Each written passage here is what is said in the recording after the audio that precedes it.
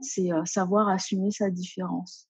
Mes parents m'ont toujours appris que chaque être est unique et qu'il fallait, enfin en tout cas, que chaque être était différent également. Et donc du coup, j'ai toujours assumé le fait d'être différente, Bienvenue dans Succès Made in Femme, le podcast où vous découvrirez des femmes talentueuses, leurs techniques et leurs stratégies de succès. Si vous êtes prête à apprendre leurs secrets vers le succès, prenez un stylo, votre bloc-notes, mettez-vous à l'aise et écoutez Succès Made in Femme. Je suis Claudia Ravo. Nous pouvons commencer. L'invitée de Succès Made in Femme est Laurence Biron. Laurence est experte en management de projets et transformation digitale.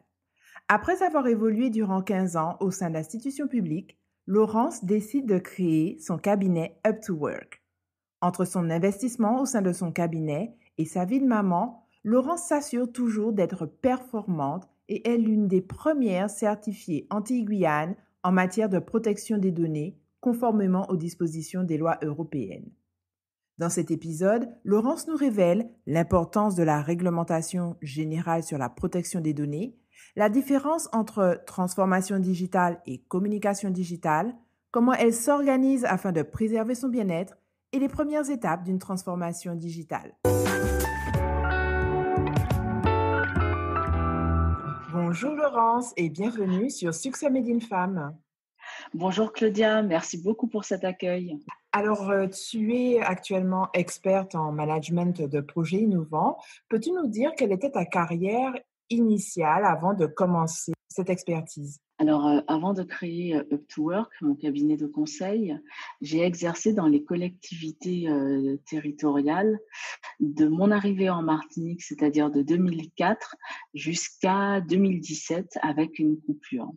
Donc, j'ai travaillé aussi bien au départ au Conseil général en tant que collaborateur de cabinet auprès du président Claude Lise et également à la région Martinique à l'époque, au service des fonds européens et avant ça, bien évidemment, à la direction générale compétitivité où je m'occupais du numérique. Et j'ai eu la chance de pouvoir connaître les premières heures, les premiers jours ou la première année de la collectivité territoriale de Martinique. D'accord. Et comment, en fait, ces expériences t'ont permis aujourd'hui de créer Up to Work? Alors, il y a toujours eu, depuis 2008, où j'avais déjà eu une première expérience, j'avais créé mon premier cabinet de conseil. Après avoir quitté le conseil général. Depuis 2008, il y a une fibre, il y a une volonté d'entreprendre qui ne m'a jamais quittée. Et plus j'avançais dans mes expériences au sein des collectivités, plus et avec la maturité bien évidemment qui se développe avec avec l'âge et l'expérience, je me suis rendu compte que ma place était effectivement dans l'accompagnement des uns et des autres, mais peut-être moins au sein d'une collectivité et davantage en extérieur.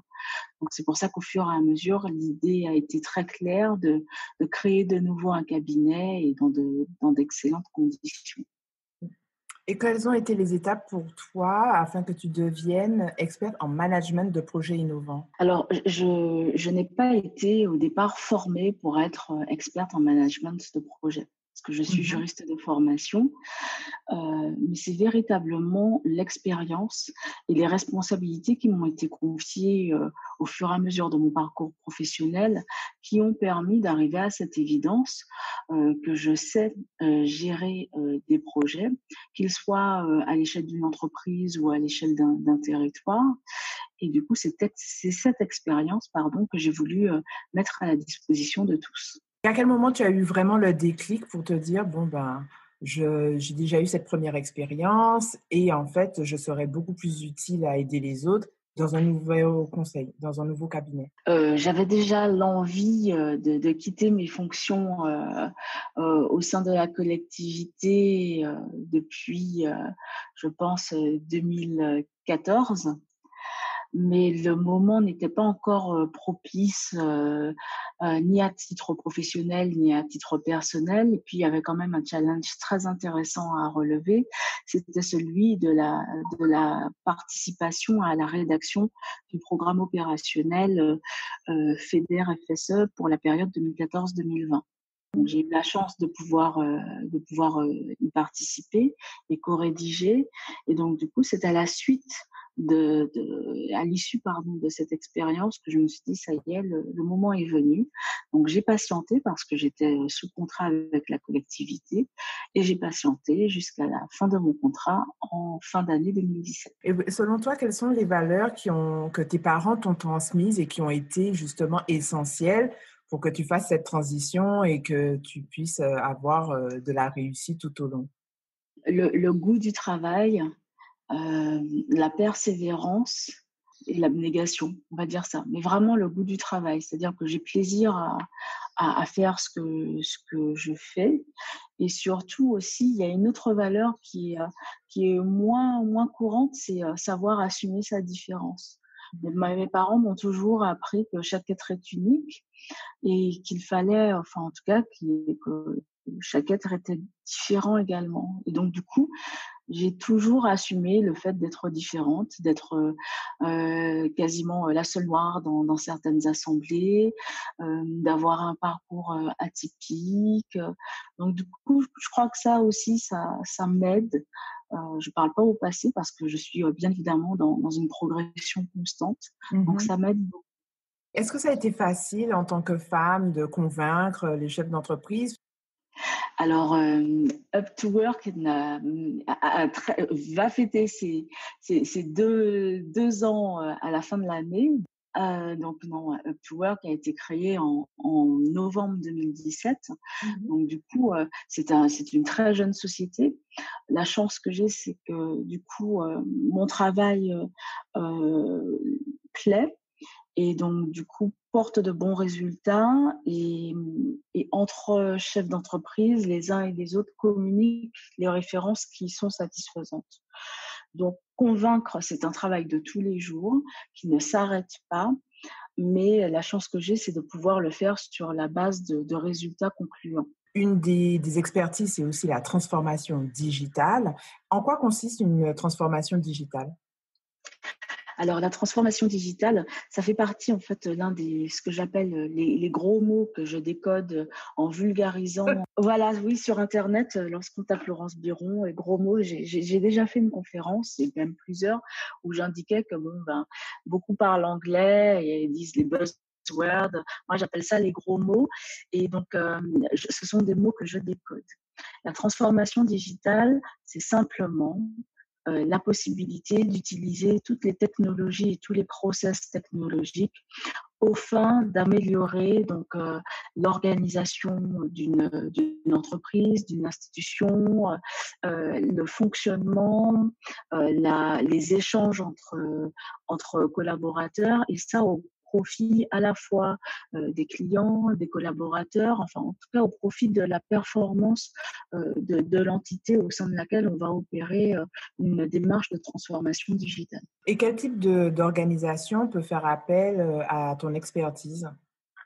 Je suis tentée de dire tout type d'organisation, parce que là, quand je regarde un peu le panel des clients avec lesquels je travaille, je m'adresse aussi bien aux TPE, donc aux entreprises où le chef d'entreprise est peut-être seul à la barre, ou en tout cas entouré de deux ou trois collaborateurs, aux grands groupes où il est tout à fait possible, bien évidemment, dans un département particulier, d'entamer une transformation digitale qui pourra, le cas échéant, être généralisée à l'ensemble du groupe. Est-ce que justement tu peux nous donner un exemple concret de transformation digitale minimum qui est nécessaire aujourd'hui pour une entreprise afin qu'elle soit plus efficace?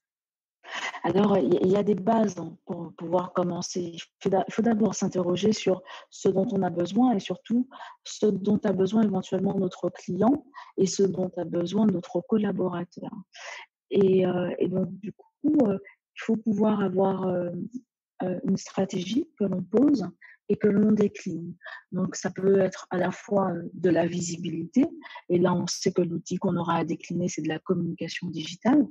Mais attention, la communication digitale n'est pas la transformation digitale.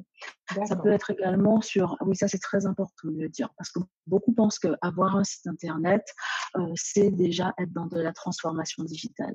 C'est l'un des outils qui va être décliné en fonction de la stratégie qu'on aura définie. Pour certains, en ce moment, je travaille avec une entreprise où là, il s'agit d'améliorer à la fois donc, le process client, tout en améliorant les conditions de travail des collaborateurs. Donc, véritablement, je veux être très claire sur le fait que dans chaque entreprise, il y aura des objectifs différents d'une autre entreprise, et donc du coup, il y aura une démarche qui sera très appropriée et très unique. Donc, en fait, tu contribues aussi au mieux-être du salarié au sein de son entreprise? Alors, en fonction Oui. de ce que nous aurons noté au sein de l'entreprise, oui. Ça peut ne pas forcément être un axe, un angle d'attaque, mais on se rend compte que finalement, lorsqu'on définit des procédures intéressantes, une organisation intéressante qui va permettre d'améliorer et de valoriser aussi le collaborateur, on contribue d'une manière ou d'une autre à son bien-être, ou en tout cas à un meilleur être au sein de l'entreprise. Et donc, du coup, à une productivité différente et croissante. Est-ce que tu peux nous donner un exemple concret de transformation digitale minimum qui est nécessaire aujourd'hui pour une entreprise afin qu'elle soit plus compétitive? C'est important de pouvoir non pas imaginer qu'il y a des volets génériques, mais toujours partir de la stratégie de l'entreprise. Moi, il y a un distinguo qui est très important et que je fais en permanence avec les clients, c'est celui de la stratégie digitale et de la communication digitale. Pour beaucoup, être présent sur le web, avoir un site internet, c'est déjà de la transformation digitale. Alors, c'est un bon élément, mais ce n'est pas que ça. C'est de la communication digitale, et la communication digitale est l'un des angles, l'un des axes, l'un des outils qui pourraient être déclinés en fonction de la communication. Pour répondre à cette question, c'est une question très vaste, parce que ça va dépendre de l'entreprise, de ses objectifs, de ce qu'on aura décidé au sein de l'audit. Donc, pour certains, effectivement, ça passe par être présent, visible, là où le client est, et donc en fonction des canaux de communication. Être présent sur Internet, sur les réseaux sociaux, ce n'est qu'un élément. Oui, et c'est un élément de communication digitale qui lui-même est un élément de déclinaison de la stratégie. Donc ça, c'est important. Il faut poser une stratégie avant de se dire, ah ben tiens, je me réveille ce matin, il faut que je sois sur Facebook, il faut que je sois sur Twitter, Instagram ou autre. Très bien, mais ça répond à quel objectif? Est-ce que c'est de Pourquoi? la visibilité ou est-ce qu'on veut avoir plus de clients? Enfin, voilà. Voilà. Et est-ce que c'est dans le bon pas de temps par rapport aux objectifs de l'entreprise? Parce que communiquer et n'avoir finalement pas de produit, ça, c'est aussi une problématique. Ou ne pas avoir un renouvellement de produits. Ou est-ce que ma cible, elle est vraiment sur Internet? Il y a beaucoup de questions à se poser. Et donc, j'interviens pour pouvoir mettre de l'ordre, c'est-à-dire déjà voir clair au niveau des objectifs de l'entreprise et trouver les bonnes clés à mettre en œuvre. Tu es certifié délégué à la protection des données et tu es aussi membre de l'Association française des correspondants à la protection des données à caractère personnel. En quoi cela consiste? Alors en fait, l'année dernière, il y a eu le règlement général de la protection des données à caractère personnel, donc un règlement européen, qui a été mis en œuvre en mai 2018. Et il y a une nouvelle fonction qui est apparue entre 2016 et 2018, c'est être délégué à la protection des données. J'ai fait le choix, j'ai pris le parti de me former l'année dernière et j'ai passé une certification à ce titre. Donc, c'est une distinction qui me permet d'assurer à mes clients que je suis correctement formée, que je maintiens mes connaissances à jour et que je peux surtout les accompagner dans la mise en conformité obligatoire pour chaque entreprise par rapport au RGPD. Et en quoi c'est nécessaire aujourd'hui la protection des données à caractère personnel?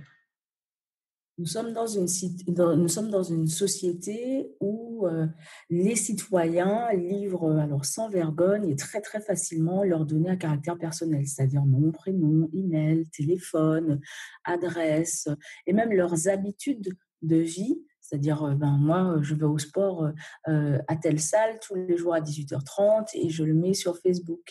Et donc, dans cette société de consommation assez intense dans laquelle nous vivons, les entreprises en face cherchent à obtenir davantage de données pour pouvoir mieux connaître leurs clients et leur adresser des produits de plus en plus personnalisés, en tout cas construire également leur stratégie de commercialisation, de marketing autour de cela.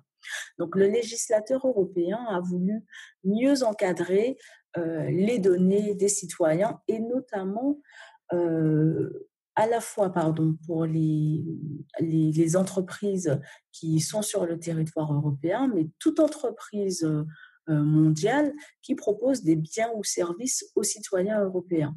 Donc ça veut dire que Facebook ou Google sont assujettis à cette réglementation parce que ces entreprises proposent des services aux citoyens européens. Concrètement, comment cela se combine avec les offres que tu as? Est-ce que, en fait, on peut faire appel à toi juste pour la protection des données et pas la transformation digitale, ou c'est combiné pour que justement, lors de la transformation digitale, tout soit imbriqué? Alors, les 2 sont tout à fait possibles. Moi, je mets les clients très, très à l'aise parce que ça dépend véritablement de leurs objectifs. Certains s'adressent donc à Up2Work uniquement pour la partie mise en conformité RGPD. Et là, on procède d'abord à une formation parce qu'il est important de savoir de quoi on parle. Ensuite, à un audit pour faire un état des lieux de la situation. Puis après, on passe à la mise en conformité avec une feuille de route. Mais dans certains projets qui sont intégrés, c'est-à-dire des projets où finalement on a toute la globalité à gérer, c'est très intéressant de penser en fait protection des données à caractère personnel dès la conception du projet. Et donc là, on l'intègre dans le management de projet. Question un peu indiscrète. Est-ce qu'il y a beaucoup d'entreprises, Martinique, Guadeloupe, qui sont justement aux normes RGPD? Lorsque l'année dernière, j'ai passé ma certification, parce que j'étais la première à être certifiée sur les Antilles et la Guyane, l'année dernière, je me suis rendu compte que beaucoup d'entreprises n'étaient pas informées ou avaient une très vague connaissance du RGPD. Il y a encore beaucoup à faire à la fois au niveau national et même international et au niveau régional Antilles-Guyane. Beaucoup d'entreprises maintenant commencent à sentir le vent tourner, se sont rendus compte qu'on a déjà quasiment une année d'application du RGPD et entament leur démarche de mise en conformité. Et quelle est la transformation digitale la plus importante et radicale que tu réalises? Alors, dans la mesure où Up2Work est une jeune pousse, mais très vivace, nous sommes encore là sur les projets que nous accompagnons. Nous sommes encore en cours. Donc, je ne peux pas parler pour l'instant de transformation digitale aboutie. Par contre, c'est très important et très intéressant de voir en fait que les premières répercussions, notamment dans des domaines où je n'aurais absolument pas pensé, et de voir l'implication des salariés sur cette transformation digitale, alors même que c'est vraiment aux antipodes de leur cœur de métier. Donc ça, c'est vraiment un élément fondateur et très important parce que la transformation digitale, ce n'est pas qu'une question d'outils et de machines, c'est d'abord une question d'hommes. Et l'une des transformations digitales sur laquelle je travaille en ce moment me prouve bien que le fait que les salariés se soient saisis à bras le corps de cette démarche et qu'ils soient très demandeurs me conforte en fait dans le fait que l'humain est au centre de tout. Donc même dans cette ère du numérique, l'homme reste au cœur de la situation.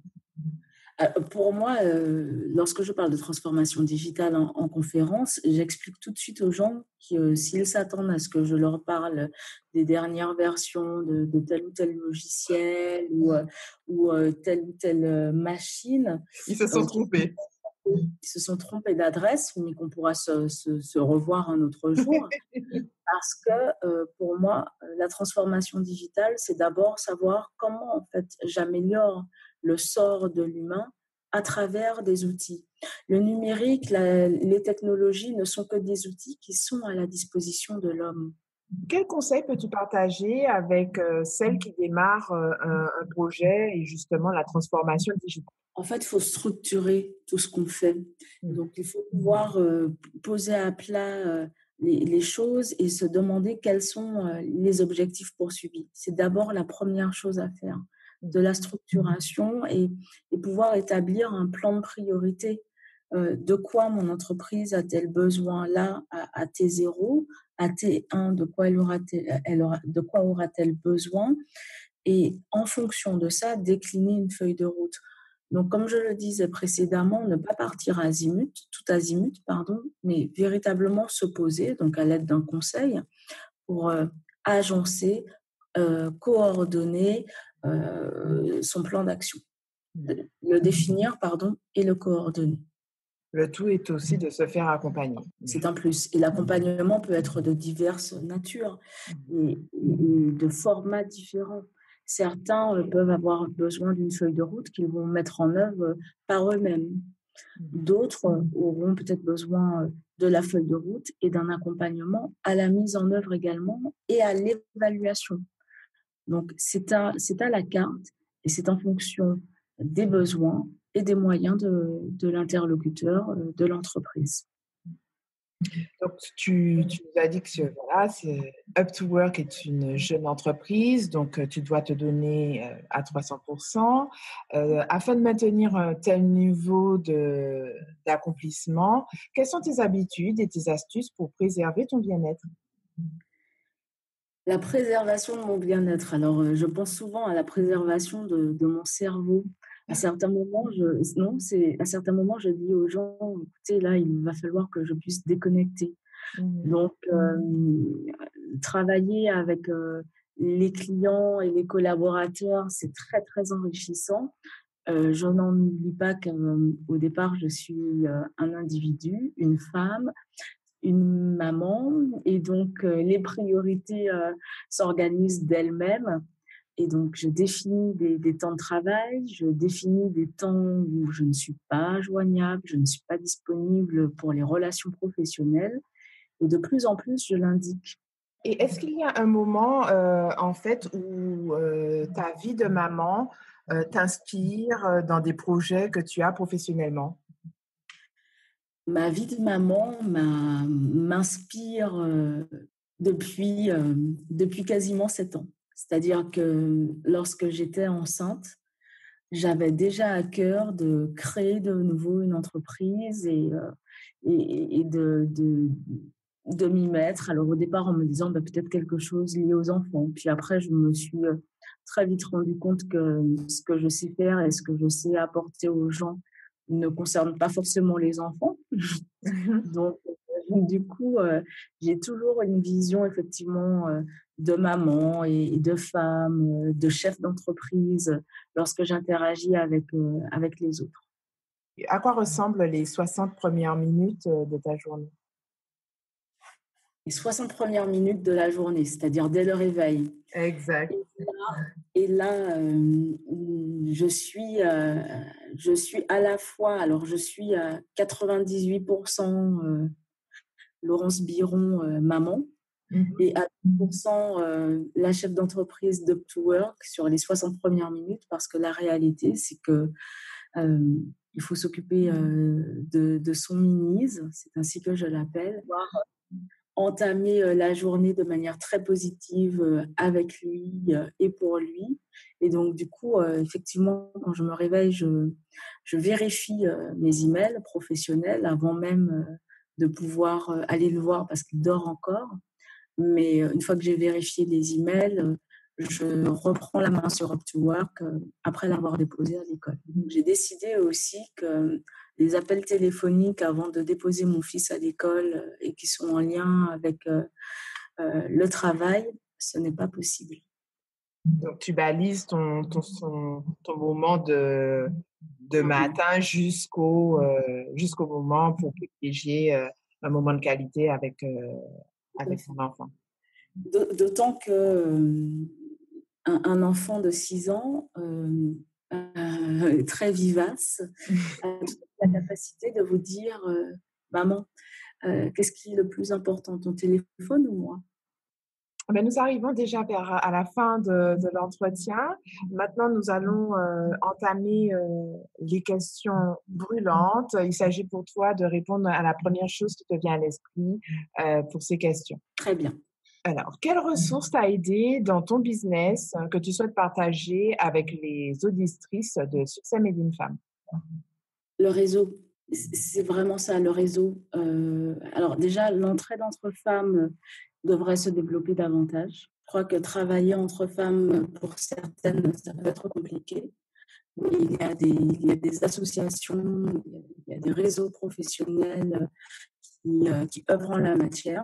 À titre personnel, j'ai rejoint il y a assez récemment, même si l'envie de rejoindre le groupe était déjà présente depuis de nombreuses années, j'ai rejoint le groupe Business Mom. Et donc, du coup, cette entraide bienveillante est bienvenue. Quel est le meilleur livre sur le business que tu as pu lire? Alors, ce n'est pas un livre sur le business, mais c'est un livre en lien avec le business qui s'appelle Père riche, Père pauvre. Avec les cadrans, tout ça. Exactement, avec la White Race. Voilà. Avec quelle femme entrepreneur souhaites-tu changer de place et pourquoi? Oh, de temps en temps, je m'imagine bien soit à la place de Sheryl Sandberg, qui était CEO de Facebook, parce que je pense qu'à travers son livre que j'ai lu, elle a eu des problématiques assez particulières à gérer. Elle a une détermination à toute épreuve. Oui, ça, c'est ça, ma réponse la plus spontanée. Quelle est l'application digitale la plus utile dans le management de projet selon toi? Mon outil de CRM, c'est-à-dire Customer Relationship, c'est-à-dire la gestion de la relation clientèle, qui me permet de suivre à la fois donc les projets en cours, le temps dédié. Donc vraiment, c'est ça.